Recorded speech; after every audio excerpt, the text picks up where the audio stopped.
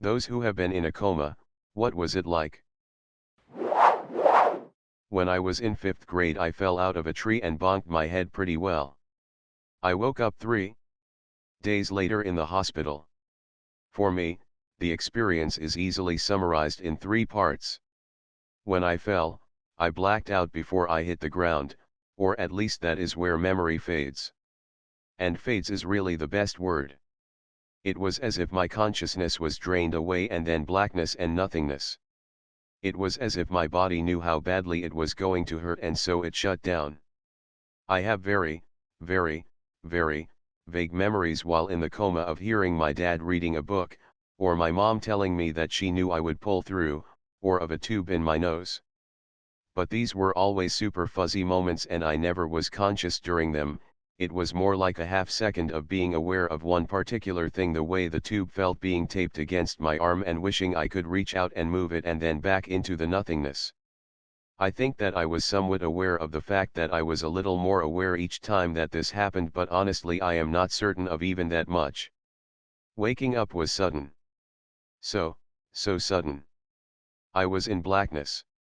Had a moment of awareness, like my neck hurts, and then the pain was magnitudes higher. No longer a distant perception but something that I was actively conscious of. Waking up was the most painful moment of my life and I just started crying and then couldn't even cry, it hurt so bad. I think that had more to do with injuries sustained to my neck and head than the coma, but that is what it was like. After an hour my body was used to the pain and I was totally normal, albeit very weak, hungry, and thirsty. I had meningitis when I was 12, which got misdiagnosed for stomach flu and ended up with me being taken to the hospital last minute. The last memory I had was falling asleep watching the emergency news on the Brussels airport attack. I later on had a sort of fever dream, which ended up to be true, about my parents driving me to Tiga ER saying it's okay over and over again. I couldn't move or talk, so it seemed more like a dream than something that was actually happening. I saw the lights of the ER parking lot which made me close my eyes, and after that it was like taking a nap. I had no awareness of time at all. It's like going to sleep and just waking up what feels like a second later, but it's actually morning already. I woke up 6 days later, highly drugged, but only gained consciousness the day after.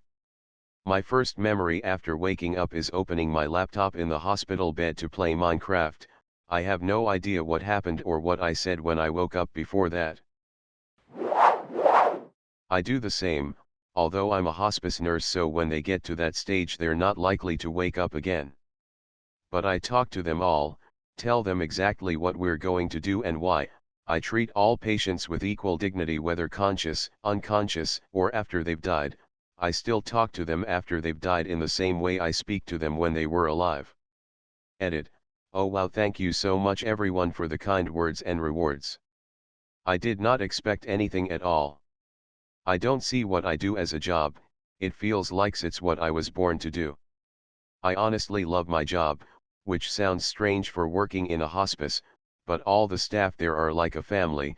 We try and make the atmosphere there as positive and calm as possible. It's honestly an honor to spend such precious moments with people in the final stages of their life and their loved ones. It's something I definitely don't do for the money. It's a job that takes part of you to do.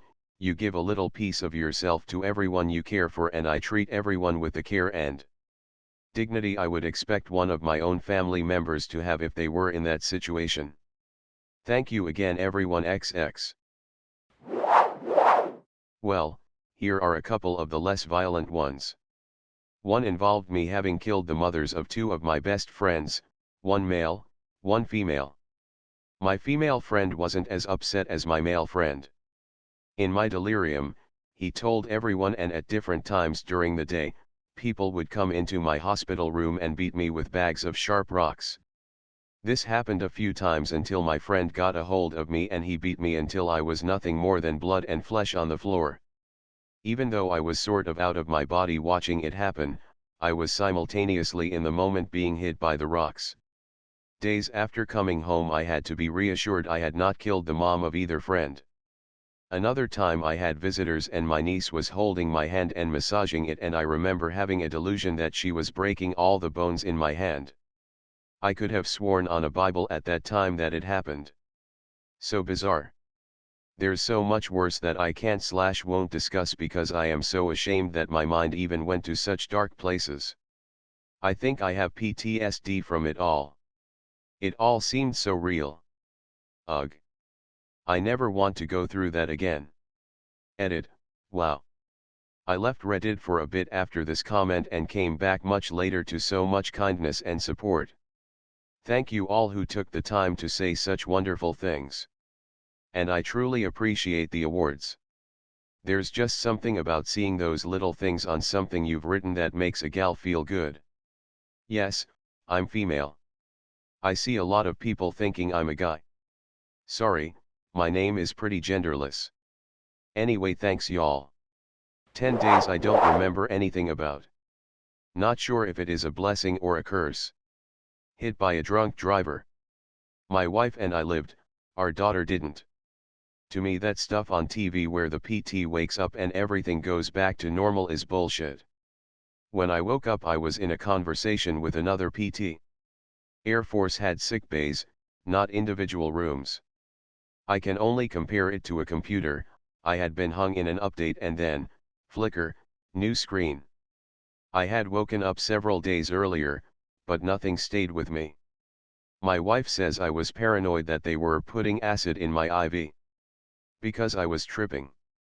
I was hostile and aggressive. I read the medical records, they kept me restrained for a couple of days after I hit a nurse. I started acting normal, so they moved me from ICU to the sickbay. The blessing is for getting 10 days of some pretty intense pain. I was broken in a lot of places and bruised in all the rest. Never knew you could bruise some of them. That freaked me out. The curse was I wasn't there when my wife needed me most. There is that tinge of guilt that she faced that grief alone for 10 days. I know, couldn't be helped. Not my fault, but live through it and tell me how it feels. My wife was in a coma for about a month.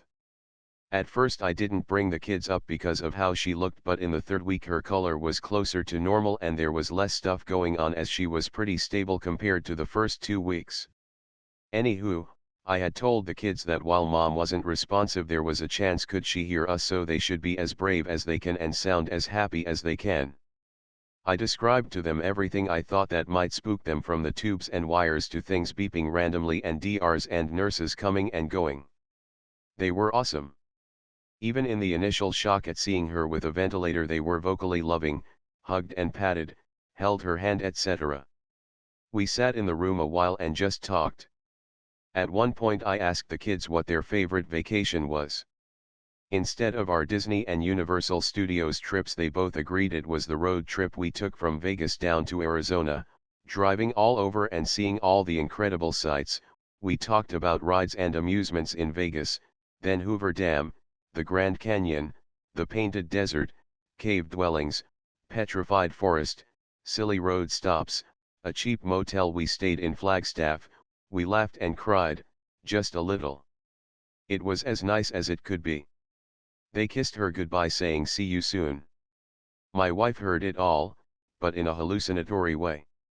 She now has, to this day, near 10 years later, a vivid memory of a second Arizona vacation she went on with us. She even asked me early on after she woke up if we had gone on a vacation recently. Her mind went through every detail we talked about and even added onto it as if it all actually happened, and the memories of it are as real as any. There was a kid named Martin Pistorius who fell into a coma for 12 years, but his mind woke up 2 years into it.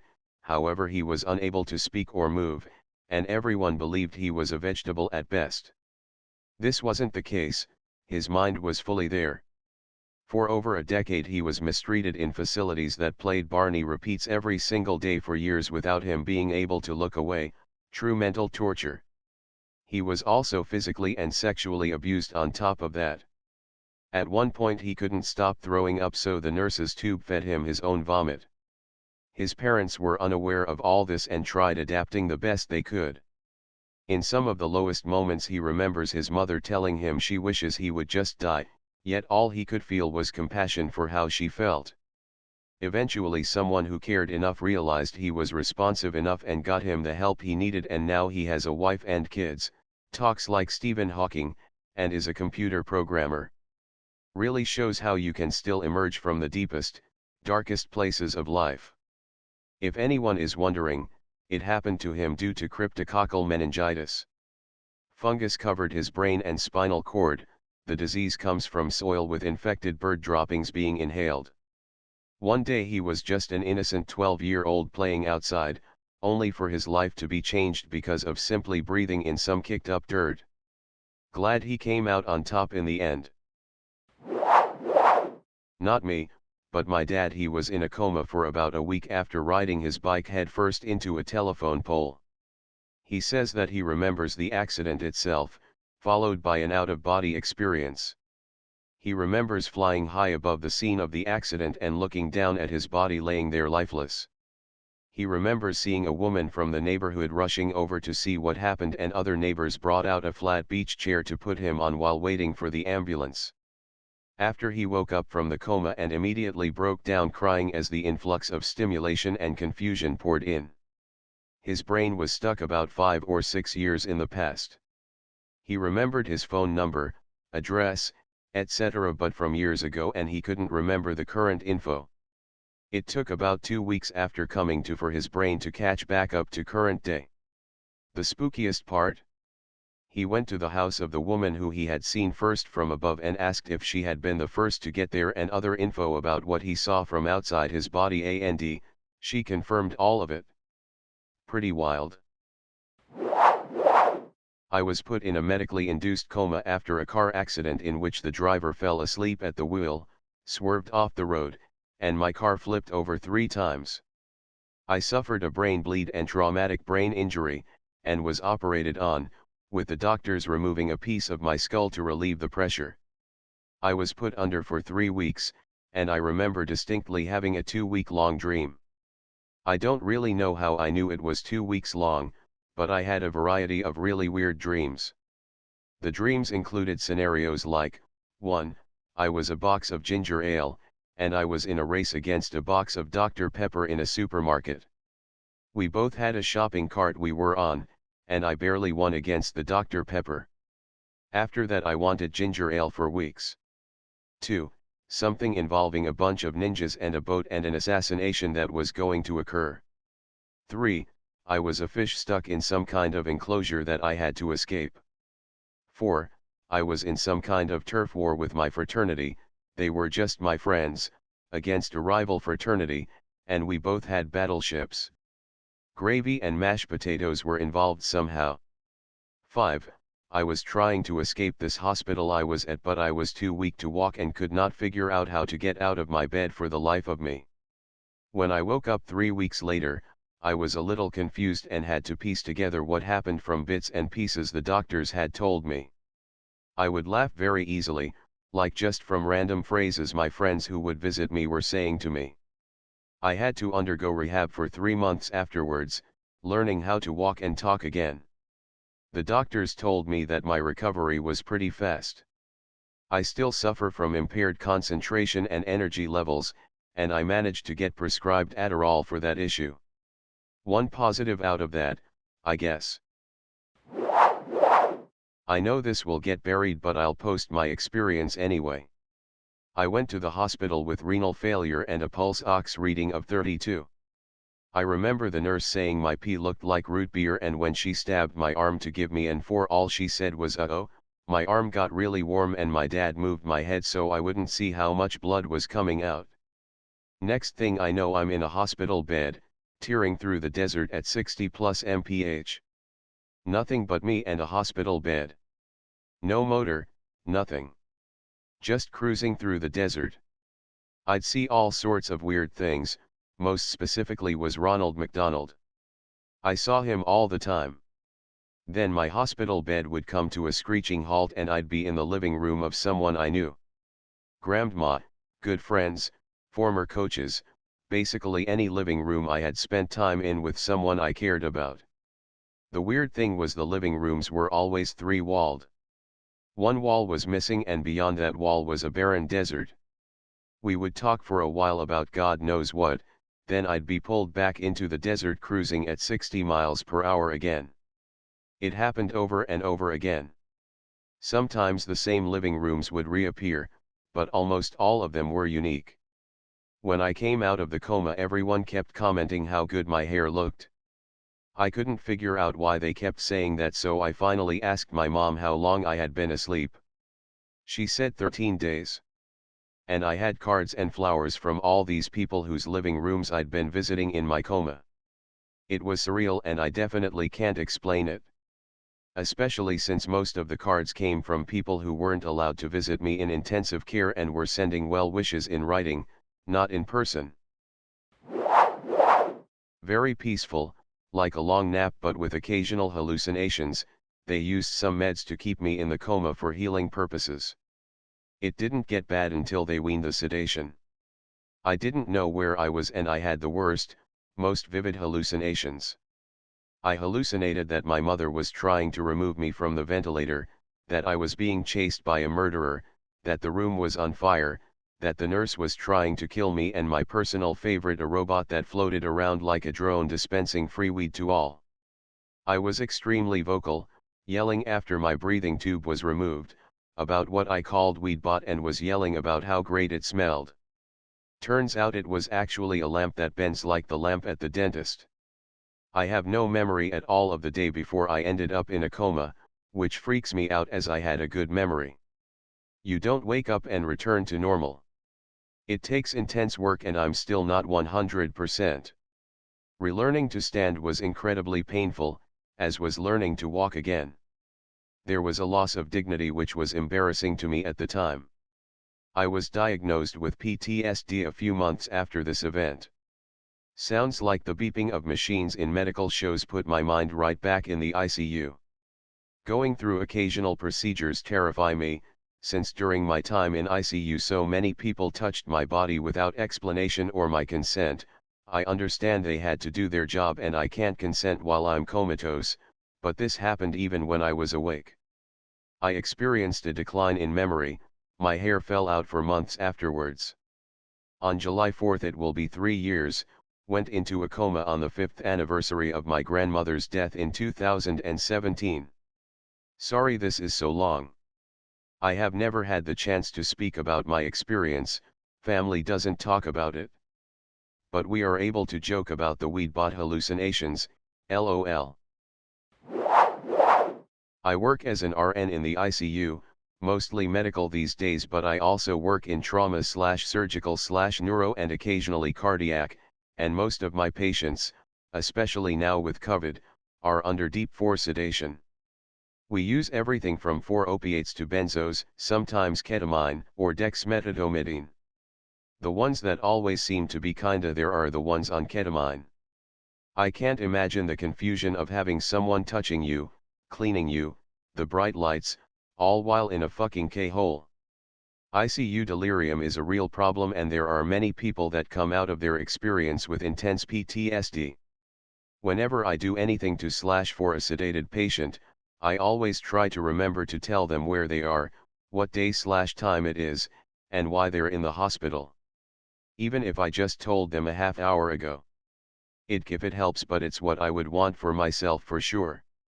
Wear a mask please, unless you are okay with the possibility of having a machine breathing for you in a weird dream-like waking nightmare where you have a tube in your urethra and your butt and someone has to come poke your wrist artery multiple times a day.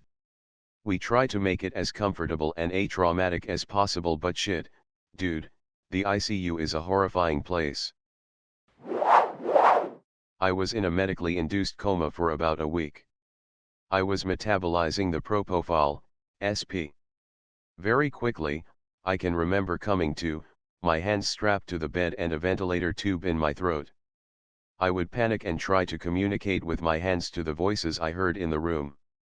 My entire family was in the room during one of those times. Waking up, I was so frustrated that I couldn't communicate. I ended flipping them all off with both hands as the nurse administered more medication and I passed out again. My family was relieved that I was still in there and left. When I finally came out of the coma, it took me a few days to learn to use my legs again. I had the craziest, most vivid hallucinations, and my sense of what is real and what was a hallucination is still kind of fuzzy. I know the totem pole of people smoking a cigar and blowing all of their collective smoke through the hole in the roof wasn't real. That's so crazy it's obvious. But I don't know if all the nurses, conversations with family members are real. I still question my memories to this day, and it's been about 8 years. Opiates are a fucking dangerous drug, kids. Be careful and do your research on harm reduction. I wouldn't wish an overdose on anyone.